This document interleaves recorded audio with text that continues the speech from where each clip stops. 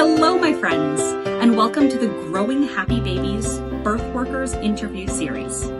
In this podcast directory, I make sure that you have the easiest possible time deciding which wonderful birth supporter is right for inviting into your family's journey. All the potential members of your essential prenatal and postpartum village are assembled right here in the Growing Happy Babies directory. Doulas, midwives, prenatal and infant body workers, lactation consultants, and so much more. I'm Adina Kopinski, board-certified lactation consultant and fellow mom. Together, we transition more easily into motherhood. Let's grow some happy babies together. Today, I am so excited to be talking with Amanda Goldman, fantastic veteran doula in the Jerusalem area. Welcome, Amanda. Thank you. Can you start off by telling us a little bit about yourself and how you got into this profession? Okay. I've been in this profession now for 25 years. I am originally from England, Liverpool, and I've been in Israel for 30 years. Married to Naftali, have 3 children, Noam and Mayan, who are twins, and they're turning 25, and Adi, who is just turned 18. And I got into the business basically after my twins were born. I was working full-time somewhere else and decided that I wanted to go back to studying something connected to pregnancy. So I was already a shiatsu therapist. So I went to school to study what I thought was shiatsu for pregnant women. But clearly my Hebrew wasn't very good at that time, and it was actually to become a doula. Here we are, 25 years later. All because of a mistake. Perfect mistake that I ended up in exactly the right place. That is such a funny, wonderful story about how it just leads you on the right path. Absolutely. Who knew? Oh, fantastic. Do you tell that to every one of your clients just to make it Absolutely.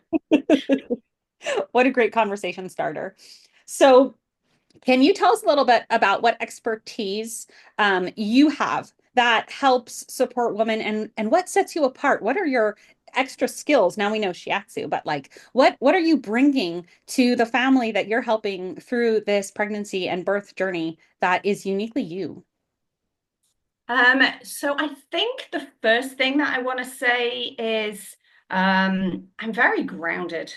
I am people say, if you know women from the north of England, we're very northern, we're very grounded. So I would say that people talk about how grounded I am and how patient I am.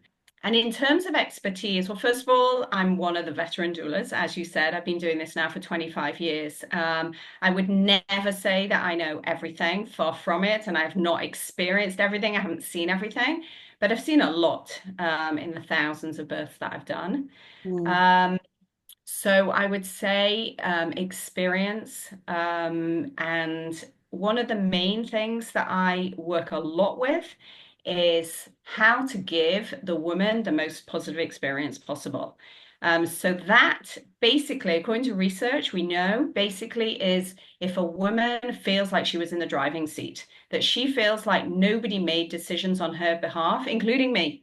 So it's very important for me that she feels like she led her birth experience, even, by the way, if it ends up in a C-section.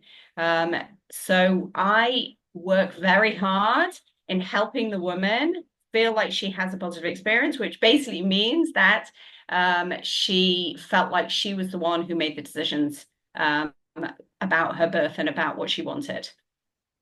So in addition to that, I work very hard on emotionally and physically supporting the woman, which basically the physical piece I can do or her partner can do. And we meet beforehand to discuss how we're going to work as a team so she feels very safe in her birth experience.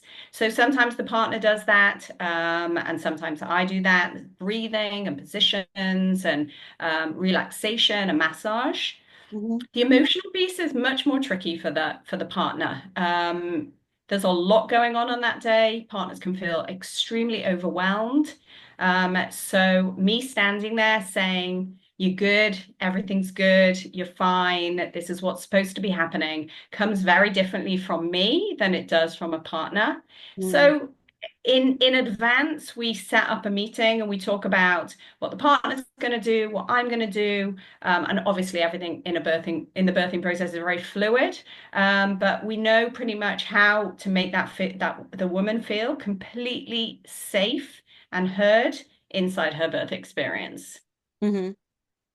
And the second part is I'm a mediator between the couple and the hospital. And because I've been working in the hospitals for almost 25 years, I have great relationships with most of the midwives, the nurses, the cleaning staff, the doctors. So I can advocate for them in a non-confrontational way. Like it's a very loving, oxytocin flowing relationship.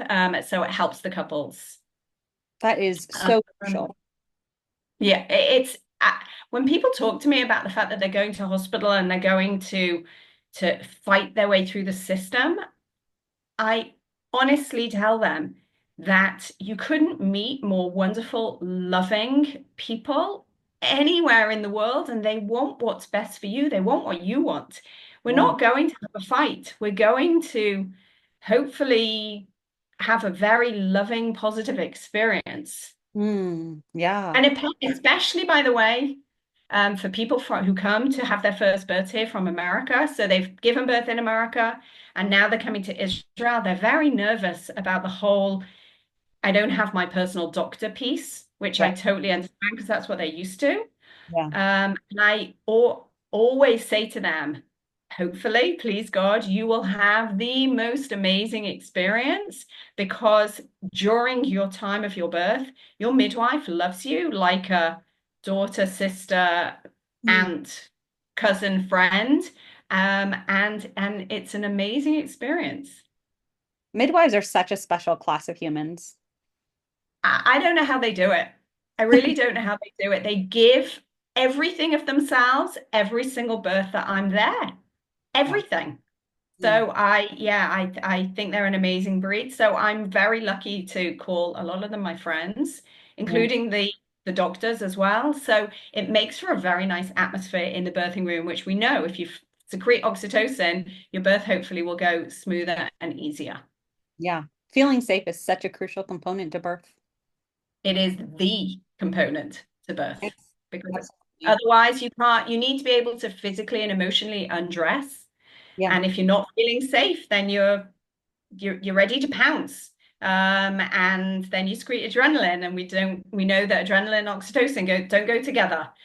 So yeah, creating that safe space for women and a team. So she feels very taken care of both by the partner and by me and by the staff is really important. Thank you for highlighting that.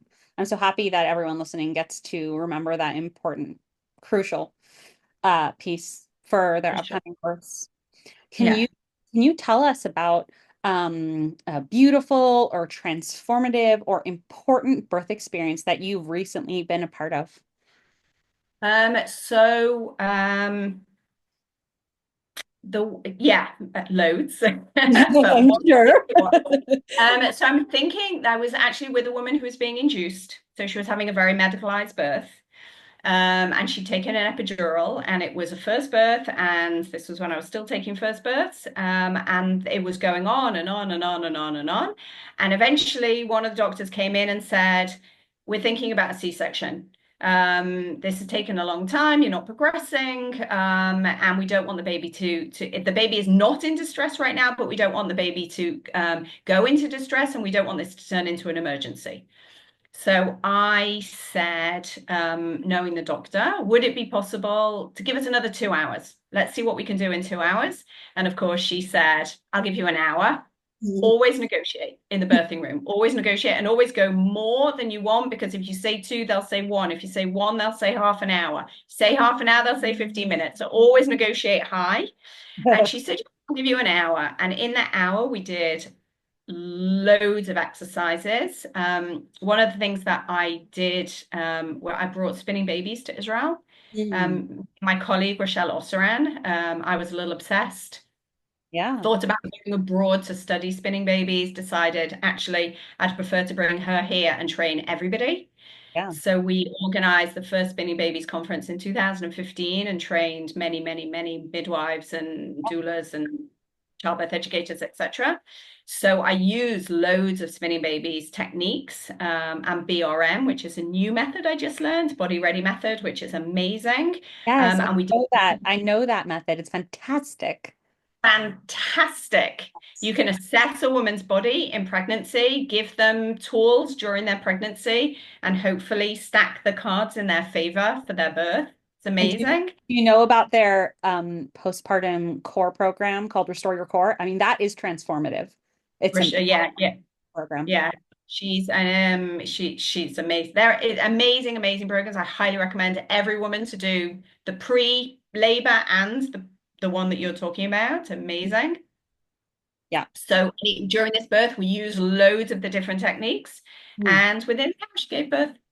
Oh, yay! Happy endings. Yes, I mean not yes. It was really a fantastic experience. Wonderful. They were so lucky to have you.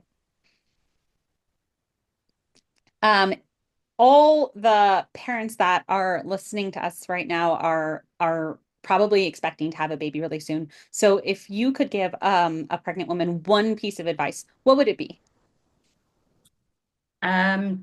Stack the cards in your favor. Prepare your body. There are so many things that you can do during pregnancy that will help balance your body.